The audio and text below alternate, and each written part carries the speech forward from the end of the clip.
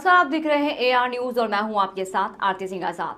डालते हैं नजर फटाफट खबरों की। परम पूज्य श्रीमद जगत गुरु निम्बार्काचार्य जी महाराज का स्वागत अयोध्या धाम में एक अद्वितीय अवसर था, जब उन्होंने मां बरेजी मंदिर ट्रस्ट के अध्यक्ष प्रकाश राय से भेंट की। यह स्वागत समारोह न केवल श्रद्धा का प्रतीक था, बल्कि एक संग्रहणीय यादगार क्षण भी था। यहाँ धर्म और भक्ति का एक नया अध्याय शुरू होने वाला था, जिसमें समर्पण और श्रद्धा का एक नवलित स्वरूप देखने को मिला। इस भव्य मुलाकात के दौरान महाराज जी एवं प्रकाश जी के बीच मां बरेजी के मंदिर के निर्माण को लेकर गहन चर्चा हुई।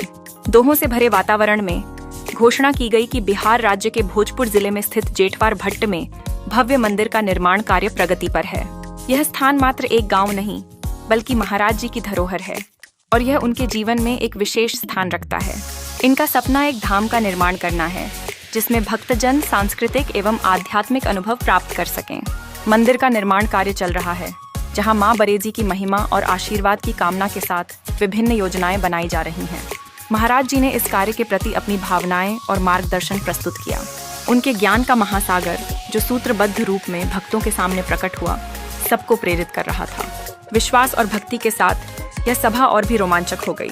आध्यात्मिक यात्रा को और भी समृद्ध बनाने के लिए महाराज जी ने बताया कि उनका एक आश्रम हरिद्वार में तैयार हो चुका है। इसका उद्घाटन दिनांक 20 फरवरी 2024 को होने की संभावना है, जो उनके भक्तों के लिए एक विशेष पल होगा। इसके अलावा गोवर्धन में चल रहे दिन रात अन्न क्षेत्र के तट भंडारे ने अन्न सेवा की महत्ता को उजागर किया है। परम पूज्य श्रीमद जगत गुरु ने एक उदार दिल के साथ समाज के लोगों को एक साथ लाने का कार्य किया है। यह यात्रा सिर्फ भव्य मंदिर के निर्माण तक सीमित नहीं है, बल्कि यह हमारी समृद्ध आध्यात्मिक धारा को परिभाषित करती है। उनके दृष्टिकोण में एक भव्य भविष्य के लिए कार्य करना और एकत्र होना उपासना का एक माध्यम है। यह सभी के लिए एक प्रेरणा स्रोत है, जो न केवल वर्तमान बल्कि भविष्य में भी हमारे लिए प्रकाश स्तंभ का कार्य करेगा। देखिए, जनभावना और जो यहाँ पर विद्यार्थियों का त्रिभाषी सूत्र जो है वो आज उसको स्थगित किया है और हमारे दोनों GR को रद्द किया है।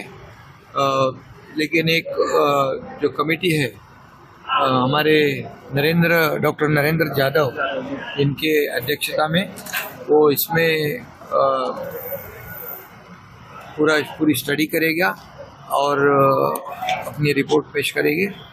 और लेकिन इसके बारे में मुझे ये कहना है कि जो लोग आज आरोप कर रहे हैं वो जब मुख्यमंत्री थे तब डॉक्टर माशेलकर जी का जो अहवाल था त्रिभाषा सूत्र का, उसमें मराठी, इंग्लिश और हिंदी अनिवार्य की गई थी और वो मुख्यमंत्री जब थे तब उन्होंने उसको स्वीकृत किया था, उसको मंजूर भी किया था।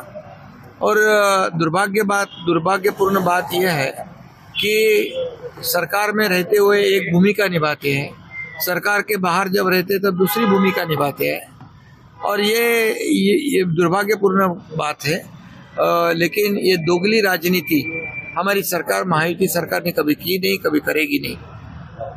हमारे शिक्षा मंत्री दादा भुसे जी ने कई लोगों से बातचीत की, ताकि कई जिन्होंने इस निर्णय पे आक्षेप लिए थे, कई लोगों ने कुछ सुझाव दिए थे, उनसे भी बातचीत की थी।